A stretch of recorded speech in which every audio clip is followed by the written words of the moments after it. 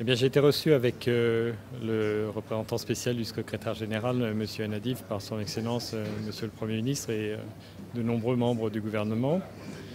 Il s'agissait d'examiner ensemble la situation au regard du processus de paix, au regard de la situation sécuritaire au Mali et dans la région, et examiner les perspectives et comment nous pouvons poursuivre le travail main dans la main, le travail de coopération étroite que nous avons avec nos amis, nos partenaires maliens, pour faire avancer la paix et la stabilisation. Et je dois dire que nous avons eu de la part du Premier ministre, de la part plusieurs des ministres, des indications, des questions très pertinentes qui nous aident énormément pour poursuivre notre travail, pour regarder la manière dont nous allons aussi le faire évoluer, faire ajuster le mandat de la MINUSMA qui sera soumis au Conseil de sécurité fin juin pour renouvellement.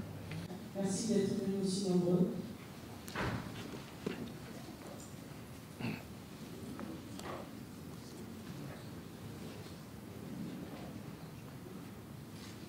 Cette visite, ces contacts interviennent dans un contexte qui est marqué par, d'une part, le prochain examen du renouvellement du mandat de la MINUSMA, puisque vous savez que le mandat de la MINUSMA qui nous est donné par le Conseil de sécurité est renouvelé chaque année au mois de juin.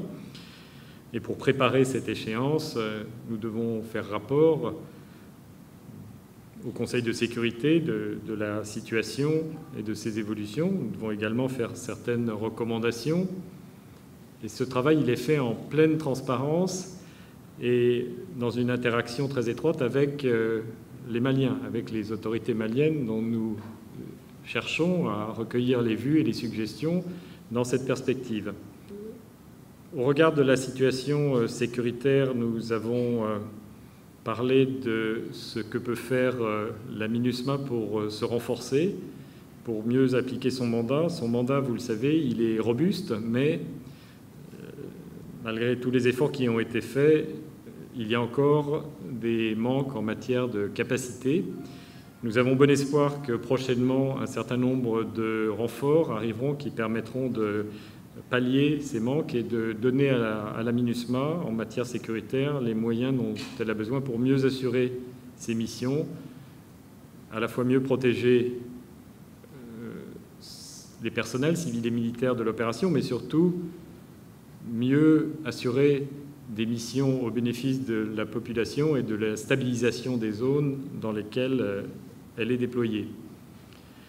Et en particulier, nous attendons un déploiement prochain dans le centre du pays qui aidera, à travers la présence d'une force de réaction rapide